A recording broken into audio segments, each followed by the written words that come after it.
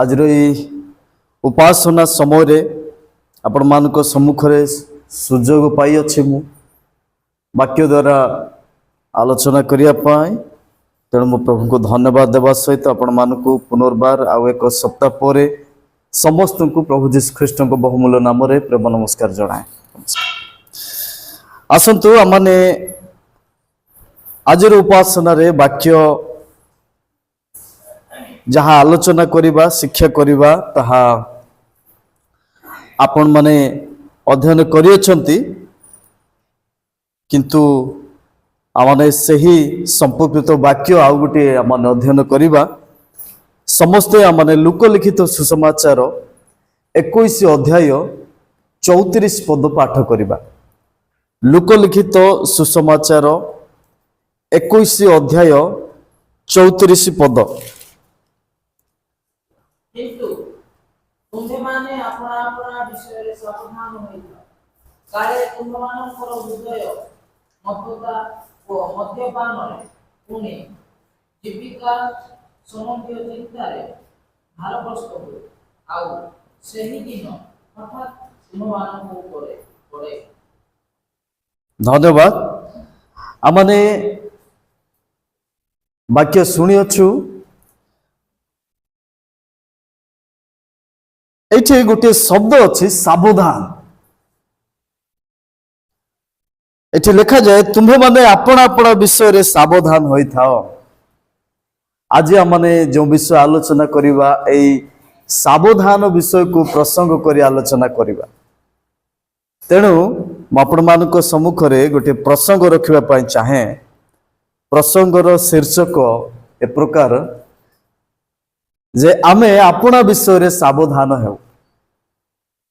आमे अपना विषय रे सावधान हो। आजिकाली जदि आमने जो जगह को जिबा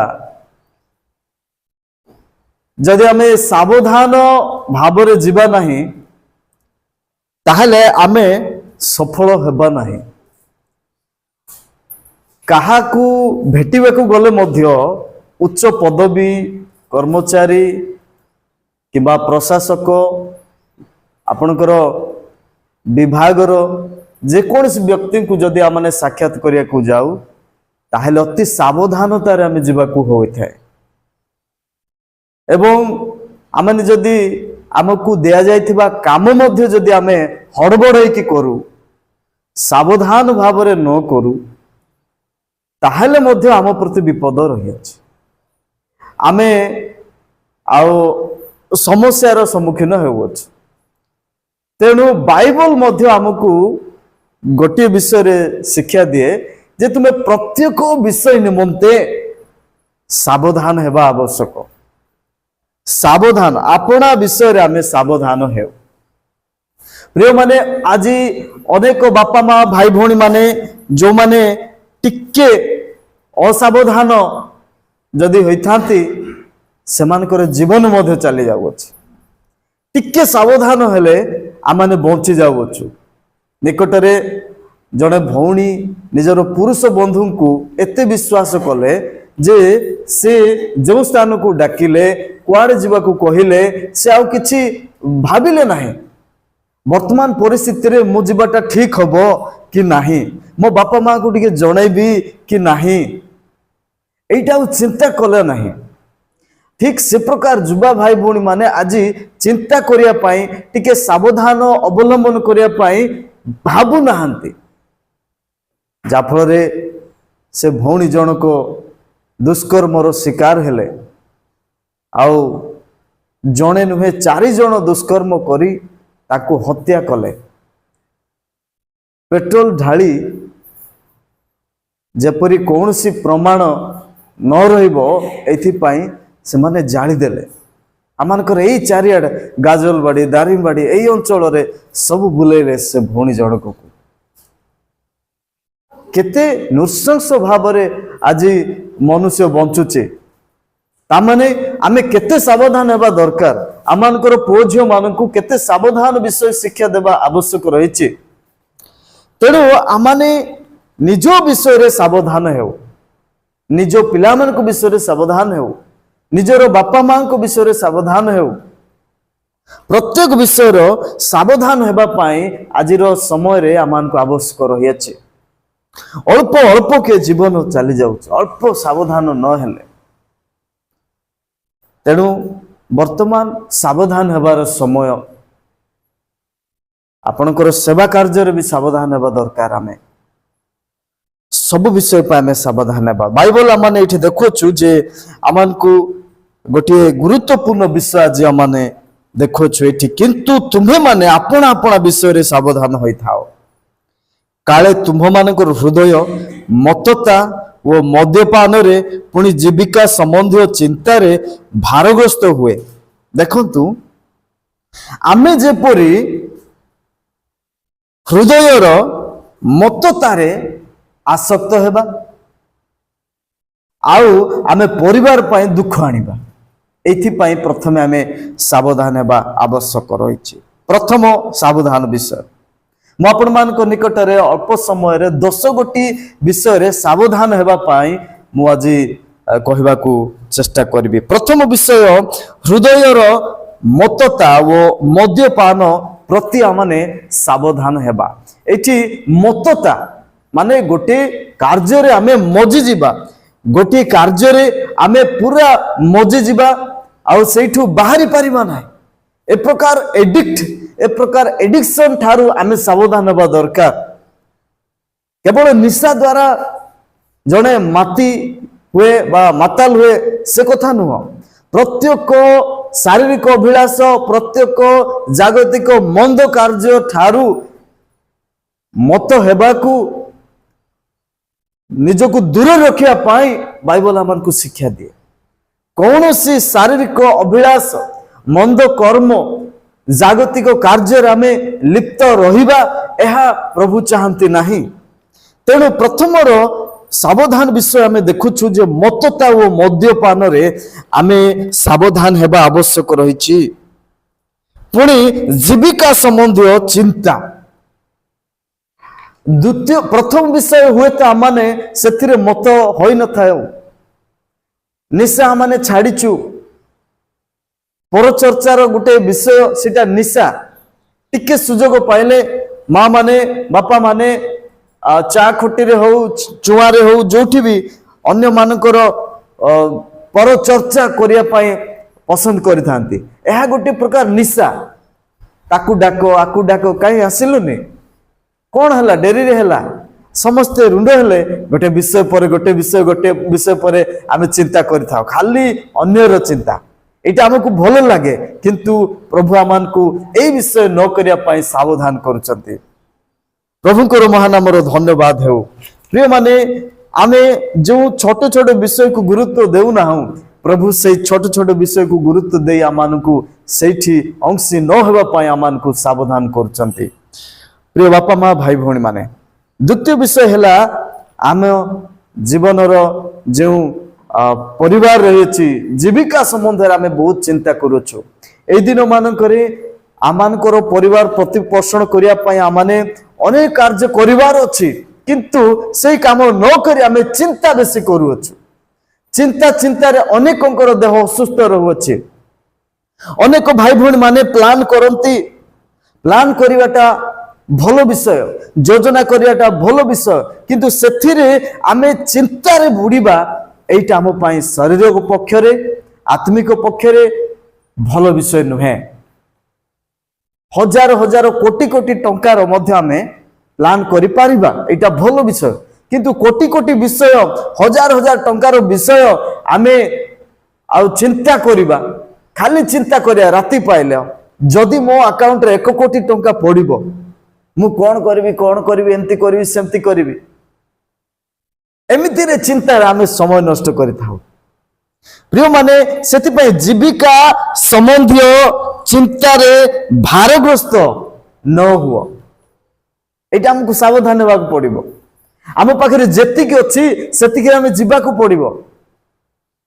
ଆମେ ଜୀବିକା ସମ୍ବନ୍ଧରେ ଆମେ ତତ୍ପର ରହିବା ଆବଶ୍ୟକ। କି ପ୍ରକାର ଭାବରେ ମୋର ପରିବାରର ଏଇ ୱାଣ୍ଟିଂକୁ ମୁଁ କିନ୍ତୁ ଫୁଲଫିଲ୍ କରିବି, ସେଇଟା ମୁଁ କାମ କରିକି ଦେଖେଇବି। ଚିନ୍ତା କରିକି ଦେଖେଇଲେ କିଛି ଲାଭ ହେବ ନାହିଁ। चिंता द्वारा आमने फुलफिल करि परिबा नाही किंतु काम करिबा द्वारा आमने सेटा पूर्ण करि परिबा।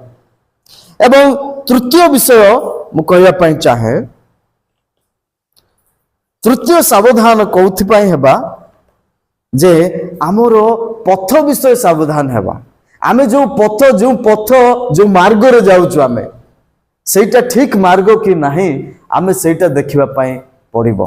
आमने गीत संहिता 39 गीत एक पद जदि आमने चिंता करिबा पढ़िबा आमे जानि परिबा जे आमानकर पथ विषय रे आमे सावधान हेबा। कारण कोन, आमे जेतेबेले कि गोटे पथ अपनाउछु कहीं जदि आमने 39 रो एक पद आमने पाठ करिबा। मु कहिली मु जिह्वार पाप न करिबा पाए आपना पथ विषय रे सावधान हेबी। देखो तो बढ़िया विषय लिखा है जी, एठी दाऊद कहउचंती मु कहिली मु जिह्वारे पाप न करिया पाई अपना पथ विषय रे कोन हेबी, सावधान हेबी। ताहले पथ पाइछु आमे सत, किंतु अपना जिह्वा रे पाप न करिया पाए आमे सावधान हेबा दरकार। आमे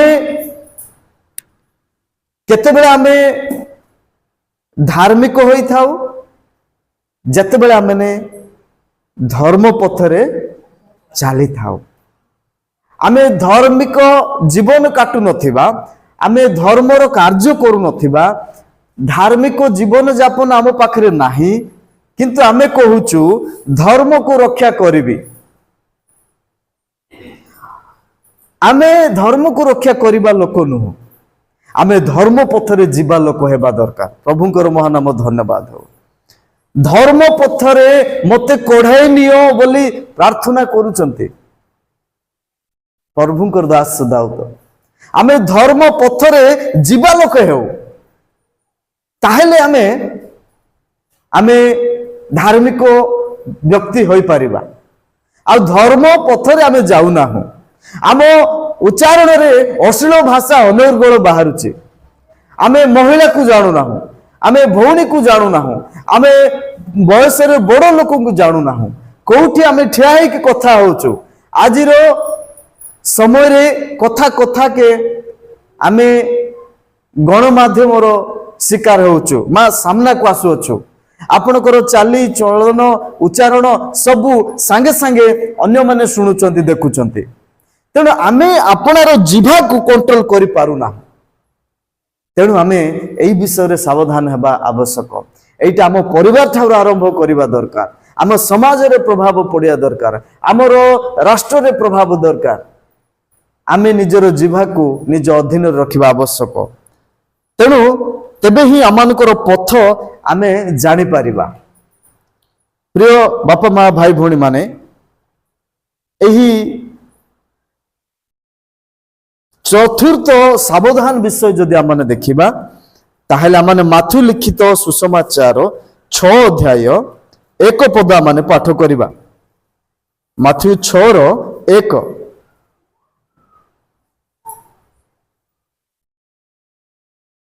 कारण आमनकु धर्म कर्म विषय रे मध्य सावधान हेबा आवश्यक।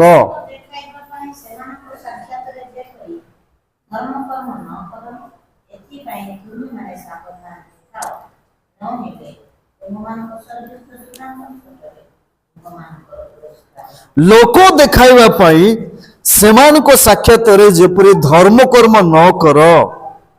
प्रिय बापा माँ भाई भौणी माने, आज धर्म कर्म कि प्रकार होची, लोक देखाइबा पई होची। आमे कोन करूछु सेटा प्रभु जानतु किबा न जानतु लोक माने जानिबा दरकार। बहुत लोक आमान को लाइक करिबा दरकार, लोक माने प्रशंसा करिबा दरकार। एई प्रकार धर्म कर्म वर्तमान अधिकांश चली अछि। धर्म कर्म करिबा, अन्य को सहाय्य करिबा, सेवा करिबा एहा उत्तम विषय। एहा मानविकता दृष्टिकोण रु हो, ईश्वरंकर आदेश क्रमे हो, आमे अन्य को सहाय्य करू, अन्य मानकर जनमंगल कार्य करू यह उत्तम विषय किंतु आजिका समय आम देखुचु आमानकर मनुष्य मानकर धर्म कर्म केवल अन्य माने देखंतु लोक देखाइबा पाई करथाओ किछि गुटे जातीय पर्व आसे आमे देखुछु जे अनेक भाई भौणी माने किछि नथिबो किंतु झाड़ू धरी की सफा करथांते किछि नथिबो ओलिया नथिबो एटा कोन केवल देखाइबा पाई एवं जण को कहा को आमे सहाय्य करू सेथि पाई सेठी लोक सेति की नथिबे किंतु फोटोग्राफर अधिक थिबे ए प्रकार धर्म कर्म आज चली अछि तेणु बाइबल ए प्रकार लोकंक विषय रे कोन कहे एथिपय तुम्हें माने सावधान होइता ए प्रकार करो नाही तुम्हें ए प्रकार धर्म कर्म करो नाही किंतु तुम्हें सत्य रे धर्म कर्म करो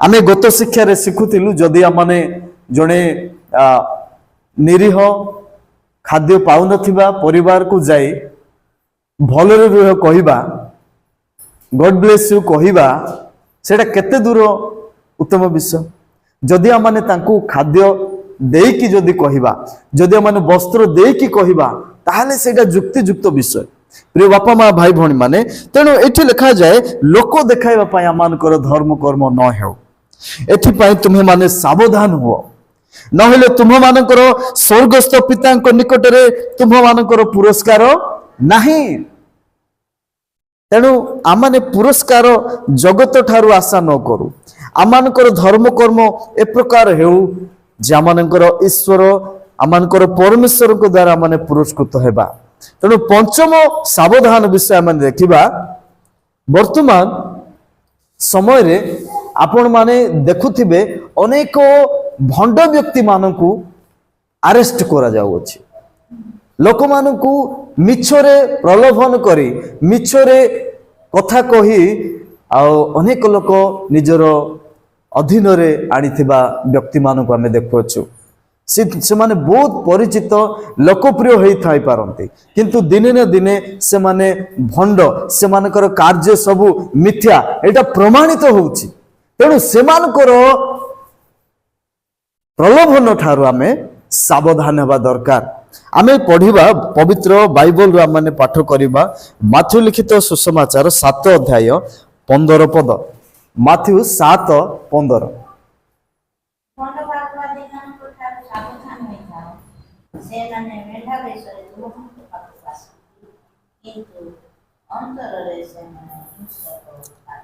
देखु ए प्रकार व्यक्ति मानक ठारू आमने सावधान हेबाकू बाइबल आमानकू शिक्षा दिए आजिर जगत रे आपण माने देखुछंती से प्रकार चली अछि अनेक बाबा माने अनेक साधु व्यक्ति माने परिवार गुड़िक को जानती एवं सेमानकर परिवार एटा त्रुटि अछि एई दोष अछि बोली कहि थांती एवं सेमानकू अनेक परिवार एकला देखिक मध्य सेमानकू आक्रमण करि थांती एई प्रकार व्यक्ति मानक ठारू आम समाज रो प्रत्येक परिवार लोके सावधान रहिबा आवश्यक तेणु मु आपण मानक आज कहबा पई चाहे एई निज विषय रे आमाने सावधान हेउ आमे निज परिवार निजर व्यक्तिगत जीवन रे एई केतोटी विषय को आमाने ग्रहण करिबा आवश्यक सावधान रहिबा आवश्यक रहिछि एवं परवर्ती विषय आमाने देखिबा निज विषय रे सावधान आमाने लोकलिखित सुसमाचार 17 अध्याय 3 पद आमाने देखिबा लुक 17:3 पद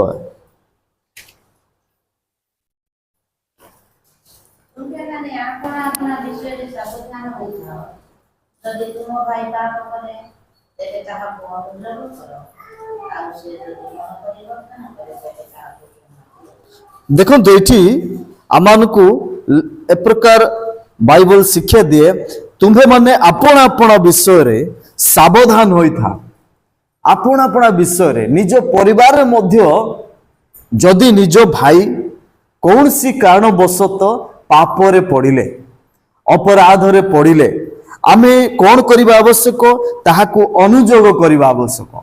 अनेक परिवार रे अनुजोगर शिक्षा नाही। पुओ झियो माने जदि त्रुटि करंती भूल करंती भूल बसत भूल होता है सेमान को आमे अनुजोगर शिक्षा देई न थाओ।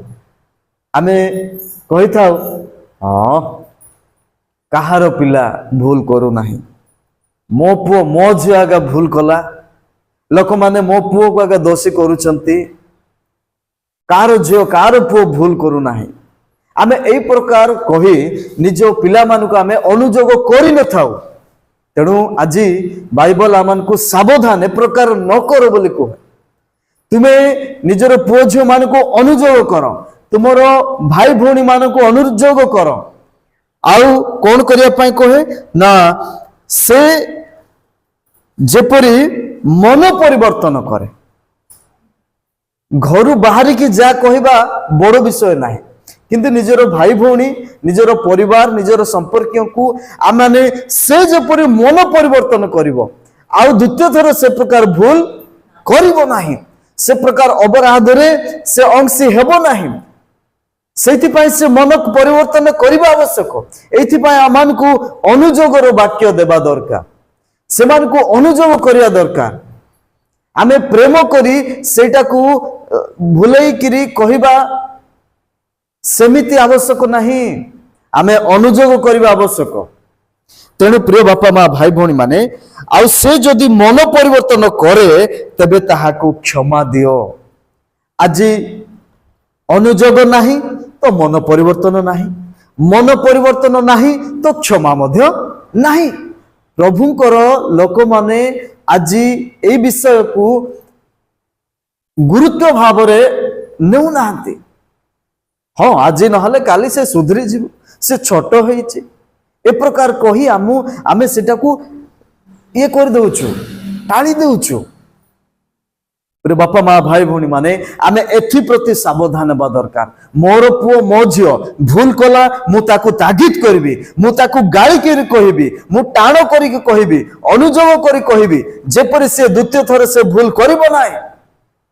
आज परिपार्श्विक घटना गुडी को आमे देखुछु सेटा को लक्ष्य करी अनेक पुओ झियो माने सतर्क हेबा दरकार। पुरुष बंधुक सहित सीमा भितर संपर्क रखिबा दरकार बा झियो सांग सहित मध्य लिमिट रे फ्रेंडशिप रखिबा दरकार किबा दुर्घटना देखिक मध्य आमानकर स्पीड रो गति पथ को आमे लिमिट करिबा दरकार। बाहिक विषय घटना गुडी को आमे केतटा विषय आमे शिक्षा करिया दरकार। आज मंडली रे आमे जो विषय आलोचना करूछु एई मंडली रे ईश्वरंकर वाक्य मध्य आमानकू सावधान कराउ अछि जे आमे को को विषय रे आज सावधान हेबा दरकार। जदि आपण सावधान हेबे नाही जणे अजणा व्यक्ति आपणकर द्वार सामने रे ठिया हेबे आपण काहाकू भी किछि कहिबे नाही से व्यक्ति को विषय रे जानु नाहंते आपण परिचय नियंतु ताको विषय जानंतु तापरे आतिथ्य करंतु। एहा अति भलो हो आजिकार समय रे आतिथ्य करिबा उत्तम विषय अटे किंतु व्यक्ति को चिन्हंतु प्रथमे। तेणु आमे निज विषय रे सावधान हेबा। निज भाई निज भौणी जदि पाप करे अपराध करे ताको अनुजोग करू जेपरि से मन परिवर्तन करिवो आउ ताको आमने क्षमा देउ। अनेक परिवार रे अनुजोग ही हुए होई थाए किंतु क्षमा पाइबा क्षमा देबा होई न थाए। आमे जदि क्षमा देबा नहीं परमेश्वर आमान को क्षमा देबा नहीं। तेणु क्षमा देबा पाए आमे चेष्टा करू। जदि को परिवार रे से प्रकार भाई भाई मान को मध्य रे रहिछि सासु बहु मध्य रे रहिछि भाई भौणी को मध्य रे रहिछि तबे आमाने ए वाक्य सुनी आमाने क्षमा देबा पाए चेष्टा करू क्षमा मागिबा पाए चेष्टा करू। आमाने आउ गोटे विषय देखिबा जोथि पाई आमे सावधान हेबा दरकार। कलोसियो पुस्तक 2 अध्याय 8 पद। कारण ख्रीष्टंकर शिक्षा ईश्वरंकर वाक्य आज अनेक लोक भूल शिक्षा दउचंती। निकटरे किछि भाई माने ଭୁଲ ଶିକ୍ଷା ଦେଉଥିଲେ ବା ବର୍ତ୍ତମାନ ମଧ୍ୟ ଦେଉଛନ୍ତି।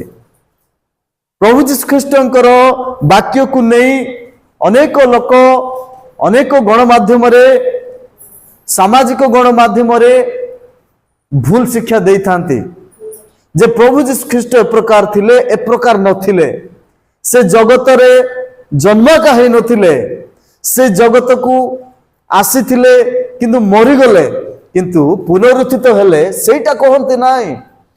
ପ୍ରିୟ ବାପା ମା ଭାଇ ଭଉଣୀ ମାନେ, ମୁଁ ଆପଣମାନଙ୍କୁ କହିବା ପାଇଁ ଚାହେଁ, ଖ୍ରୀଷ୍ଟଙ୍କ ଶିକ୍ଷାର ଭୁଲ ଶିକ୍ଷା ଦେଉଥିବା ବ୍ୟକ୍ତି ମାନଙ୍କ ଠାରୁ ଆମେ ସାବଧାନ ହେବା।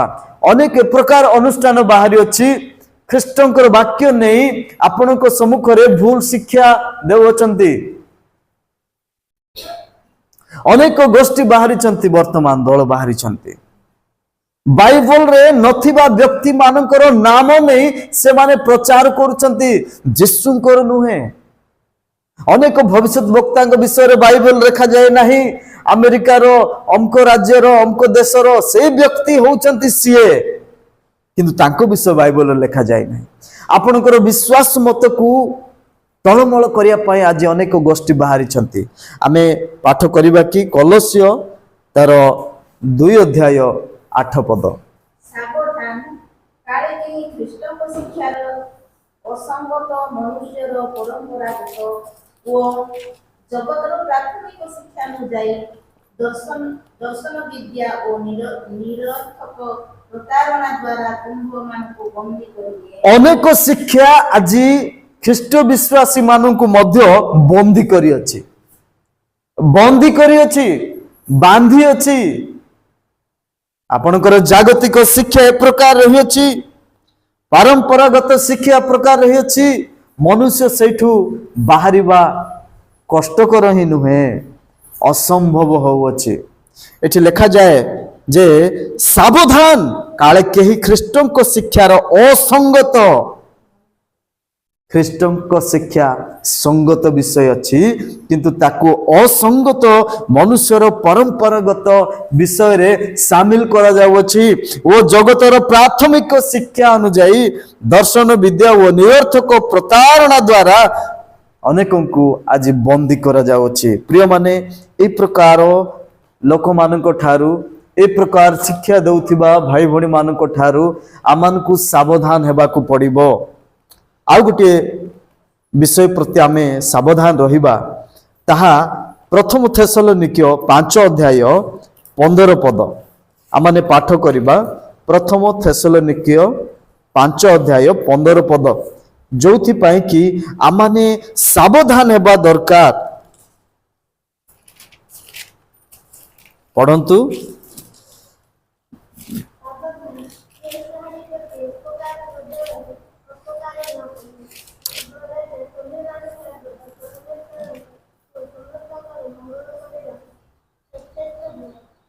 ଦେଖନ୍ତୁ, ଏଠି ଅତି ସୁନ୍ଦର ବିଷୟ ଲେଖାଯାଇଛି, ସାବଧାନ, କେହି କାହାରି ପ୍ରତି ଅପକାର ବଦଳରେ ଅପକାର ନ କରୁ, ଉପକାର ବଦଳରେ ଅପକାର ନ କରୁ, ବରଞ୍ଚ ତୁମ୍ଭେମାନେ ସର୍ବଦା ପରସ୍ପରର ଓ ସମସ୍ତଙ୍କର ମଙ୍ଗଳ କରିବାକୁ ସଚେଷ୍ଟ ହୁଅ। ପ୍ରିୟମାନେ, ଆଜି ଲୋକମାନେ ଅନ୍ୟକୁ ସାହାଯ୍ୟ କରିବା, ଉପକାର କରିବା ନିମନ୍ତେ ଯେଉଁ ପ୍ରସ୍ତୁତ ହେଉଛନ୍ତି ତାହା ସ୍ୱାଗତ ଯୋଗ୍ୟ। ପ୍ରଭୁ ଯୀଶୁ ଖ୍ରୀଷ୍ଟ ନିଜର ସେବା କାର୍ଯ୍ୟ ସମୟ ଅଧିକ ଲୋକମାନଙ୍କର ସାହାଯ୍ୟରେ, ଦୁଃଖଗ୍ରସ୍ତ ପରିବାରରେ, ଶୋକରେ ଥିବା ପରିବାରରେ, ବନ୍ଧନରେ ଥିବା ବ୍ୟକ୍ତିଙ୍କ ନିକଟରେ ସେ ପହଞ୍ଚିଛନ୍ତି।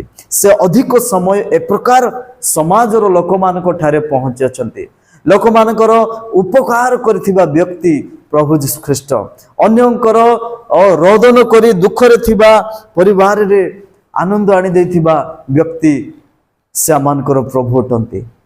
ଆଜି ଆମମାନଙ୍କୁ ବାଇବଲ ମଧ୍ୟ ଶିକ୍ଷା ଦିଏ, ଜଣଙ୍କର ଉପକାର କର, ଉପକାର ବଦଳରେ ଅପକାର କର ନାହିଁ, ଅନିଷ୍ଟ ଚେଷ୍ଟା କରନ୍ତୁ ନାହିଁ। ତେଣୁ ଏଠି ପାଉଲ ମଧ୍ୟ ଥେସଲୋନିକ୍ୟ ମଣ୍ଡଳୀକୁ ଏ ପ୍ରକାର କହନ୍ତି, ତୁମେ ସାବଧାନ, ତୁମେ ମାନେ ସର୍ବଦା ପରସ୍ପରର ଓ ସମସ୍ତଙ୍କର ମଙ୍ଗଳ ପାଇଁ ସଚେଷ୍ଟ ରୁହ। ଚେଷ୍ଟା ଆମମାନଙ୍କର ଅନ୍ୟମାନଙ୍କୁ ସାହାଯ୍ୟ କରିବାର ହେଉ। ତେଣୁ ଆମେ ସାବଧାନ ରହୁ ଏ ପ୍ରକାର କାର୍ଯ୍ୟ ପ୍ରତି। ଜଣଙ୍କର ଅନିଷ୍ଟ କରିବା ପାଇଁ ଆମେ କେବେ ମଧ୍ୟ ଆଗ୍ରହ ନ ହେଉ। ମୋ ପ୍ରିୟ ବାପା ମା ଭାଇ ଭଉଣୀ ମାନେ, ଆସନ୍ତୁ ଆଉ ଗୋଟିଏ ବିଷୟ ଦେଖିବା ଏବ୍ରି 12:25 ଯେ ଆମମାନେ ବାସ୍ତବରେ କେବଳ ସମାଜରେ ଲୋକମାନଙ୍କ ଠାରୁ ସାବଧାନ ହେବା ନା ମାନେ ଈଶ୍ୱରଙ୍କର ବାକ୍ୟ ପ୍ରତି ମଧ୍ୟ ସାବଧାନ ହେବା। ଏବ୍ରି ପୁସ୍ତକ ତାର 12:25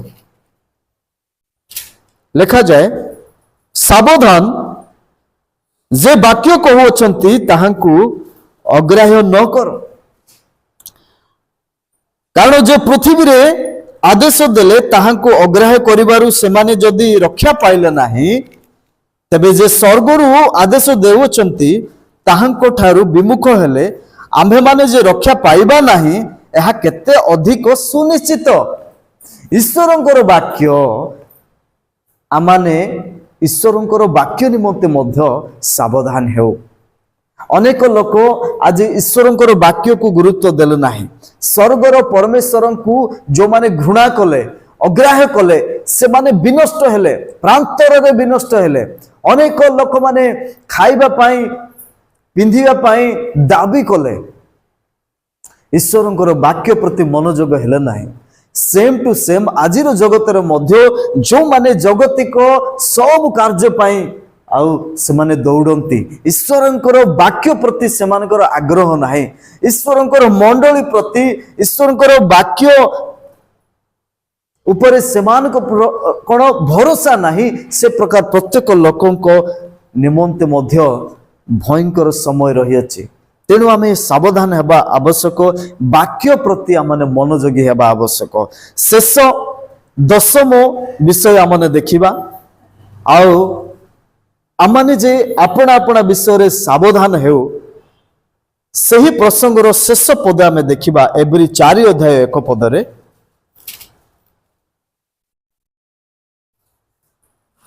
ଲେଖାଯାଏ, ଅତଏବ ଆସ ଆମ୍ଭେମାନେ ଭୟ କରୁ, କାଳେ ତାହାଙ୍କ ବିଶ୍ରାମରେ ପ୍ରବେଶ କରିବାର ପ୍ରତିଜ୍ଞା ଥିବା ସ୍ଥଳେ ସୁଦ୍ଧା ତୁମ୍ଭମାନଙ୍କ ମଧ୍ୟରୁ କେହି ସେଥିରୁ ବଞ୍ଚିତ ହେଲା ପରି ଦେଖାଯାଏ। ଏଠି କ'ଣ ପାଇଁ ଆମେ ସାବଧାନ ହେବା? ଯେ ଆମମାନଙ୍କର ଜୀବନ ଏମିତି ଦେଖାଯାଉଛି କି ସେଇ ଅନନ୍ତ ରାଜ୍ୟରେ, ସେଇ ବିଶ୍ରାମ ସ୍ଥାନରେ ପ୍ରବେଶ କରିବାରୁ ଆମେ ବଞ୍ଚିତ ହେଲା ଭଳିଆ ଦେଖାଯାଉଛୁ କି? ଟିକେ ଆମେ ଗୁରୁତ୍ୱ ଭାବରେ এই ଅଂଶକୁ ଆମେ ଚିନ୍ତା କରୁ। ଆମେ ଜଣକୁ ଦେଖି ଜାଣିପାରୁଛୁ ଯେ ସେ କି ପ୍ରକାର ଅଛି, କୋଉ ବିଷୟରେ ଆକ୍ଟିଭ ଅଛନ୍ତି, ସବୁ ବିଷୟ ଆମେ ଜାଣିପାରୁଛୁ। ସେ କୁଆଡ଼େ ଯାଉଅଛି, ହଁ ସେ ଦୋକାନ ଯାଉଛି, ସେ ବ୍ୟବସାୟ କାର୍ଯ୍ୟରେ ଯାଉଅଛି, ଆଉ ସେ ଚାକିରି କାମରେ ଯାଉଛି, ଆମେ ଜାଣିପାରୁଛୁ। କିନ୍ତୁ ସ୍ୱର୍ଗକୁ ଯିବା ତାଙ୍କ ଜୀବନରେ କ'ଣ ସେମିତି ଦେଖାଯାଉଛି କି? ଏଠି ଲେଖାଯାଏ ଯେ ସେମିତି କ'ଣ ସେପରି ସେଥିରୁ ବଞ୍ଚିତ ହେଲା ପରି ଦେଖାଯାଉଛି। ଆମେ କେମିତି ଜାଣିବା? ଜଣେ ଶିକ୍ଷୟତ୍ରୀ ଶିକ୍ଷକ ୟୁନିଫର୍ମରେ ଅଛନ୍ତି, ଗାଡ଼ି ବାହାର କଲେ, ସବୁଦିନ ସମୟରେ ସେ ଯାଉଛନ୍ତି ନିଜର କାର୍ଯ୍ୟକ୍ଷେତ୍ରକୁ। ଆମେ ସବୁଦିନ ଦେଖୁଛୁ ଆଉ ଜାଣିପାରୁଛୁ ଇଏ ଜଣେ ଭଲ ଶିକ୍ଷକ ଶିକ୍ଷୟତ୍ରୀ, ପଙ୍କ୍ଚୁଆଲିଟି ଅଛି, ସବୁ ଜାଣିପାରୁଛୁ। ଠିକ୍ ସେମ୍ ପ୍ରକାର ଆମେ ତଦ୍ରୂପ ଆମେ ଦେଖିକିରି କହିପାରିବା କି ଜଣେ ଖ୍ରୀଷ୍ଟ ବିଶ୍ୱାସୀକୁ ଦେଖି କହିପାରିବା କି ଇଏ ସବୁଦିନ ପ୍ରାର୍ଥନା ଯାଉଛି, ୟାର ପୋଷାକରେ ଆମେ ଜାଣୁଛୁ ଇଏ ଗିର୍ଜା ଯାଉଅଛି, ଇଏ ସମୟକୁ କେବେ ଅବହେଳା କରୁନାହିଁ, ଇଏ ବାଇବଲ ଅଧ୍ୟୟନ କରୁଅଛି। ତାଙ୍କ ଘରକୁ ମୁଁ ଯେତେବେଳେ ଯାଉଛି ଦେଖୁଛି ସେ ପ୍ରାର୍ଥନା କରୁଥିବ, ବାଇବଲ ଅଧ୍ୟୟନ କରୁଥିବ। ସେ ଲୋକମାନଙ୍କୁ କୋଉଠି ନା କୋଉଠି ମନ୍ଦ କର୍ମରୁ ଫେରିଆସ ବୋଲି କହୁଥିବାର ମୁଁ ଶୁଣିଅଛି। ଇଏ ନିଶ୍ଚିତ ଭାବରେ ଅନନ୍ତ ଜୀବନର ଅଧିକାର ହେବାକୁ ଯାଉଅଛି। ଇଏ ସ୍ୱର୍ଗ ରାଜ୍ୟ ପାଇଁ ଏଇ ମା, ସେଇ ବାପା, ସେ ପୁଅ, ସେ ଝିଅ ପ୍ରସ୍ତୁତ ହୋଇଅଛି। କେତେବେଳେ ବି ପ୍ରଭୁଙ୍କର ଆଗମନ ହବ, ୟା ପାଇଁ କିଛି ଫରକ ନାହିଁ। ସିଏ ପ୍ରସ୍ତୁତ ହେଇକି ଅଛି। ତା ଜୀବନର ଆଚରଣ ଆମେ ଦେଖିପାରୁଛୁ। ଏମିତି ଲୋକ ଯଦି କହୁଛନ୍ତି କେତେ ଆନନ୍ଦର ବିଷୟ। जदि सेमिति कहूना केते दुखर विषय आमको देखिकी। तेणु प्रिय बापा माँ भाई भौणी माने आमे से अनंत राज्यर स्थान रे से स्वर्ग राज्य रे आमे पहुँचवा लोक प्रस्तुत हेउथिबा लोक परि देखा जिबा दरकार। सेति पे आमने सावधान हेबा, आमानकर ख्रीष्टीय जीवन आचरण रे आमे सावधान हेबा आवश्यक। 10 गोटी विषय आमे आज सावधान हेबा पय आमने शिक्षा कलु। प्रिय माने आपणा विषय रे आमे सावधान हेउ, अन्य विषय रे छाड़। मु ए 10 गोटी विषय रे सावधान हेउची कि नाही, मु एवं मो परिवार रे एटा आवश्यक ना नाही। तेणु आज रे शिक्षा आम समस्त जीवन रे कार्य करू। आज रे शिक्षा द्वारा आमे एई केतोटी विषय द्वारा आमे निजको सावधान रखि परिबा कि। तेणु आसंतु आमाने चक्षु बंद करिबा, आमाने प्रार्थना करिबा। कारण आमानकर जीवन रे अन्य को सावधान करिया पय आमे बेसी पसंद करिथाओ, किंतु निजे सावधान हेबा केबे। आसंतु आमाने प्रार्थना करिबा। Hallelujah hallelujah hallelujah. स्वर्गस्थ पिता आमे धन्यवाद करुछु, प्रशंसा करुछु प्रभु। आजिर समय रे प्रभु आमे अनेक क्षेत्र रे सावधान हेउना हो, जोथि पाई प्रभु आमे समस्या को सामना करुछु, दुख को अपनाउछु, आमे चिंता रे पडुछु। एथिपाई तुमे आज आमानकर ओ प्रभु तुमरी से जीवंत वाक्य द्वारा आमानकर चक्षु खोली देइछ प्रभु। आमाने आमानक जीवन रे एई केतोटी विषय रे सावधान हेबा पई तुमे आमानकु शिक्षा देलो, एथिपाई आमे धन्यवाद देउछु। प्रिय बापा आमाने निज निज विषय रे सावधान हेबा पई शिक्षा करू एवं अन्य को सावधान कराओ। आम जीवन द्वारा आम जीवन शैली द्वारा अनेक को आम सावधान कराई पारिबु। एथिपाई तुमे दया कर, अनुग्रह कर। आजिर शिक्षा पाए प्रत्येक को तुमे अनुग्रह कर। ओ प्रभु आजिर शिक्षा द्वारा तुमे चेतना दियो। सब विषय पाए शिक्षा पाए आमे तुमको धन्यवाद दे प्रार्थना शीघ्र आसुथिबा प्रिय प्रभु यीशु नाम रे उत्सर्ग करूछु। आमेन।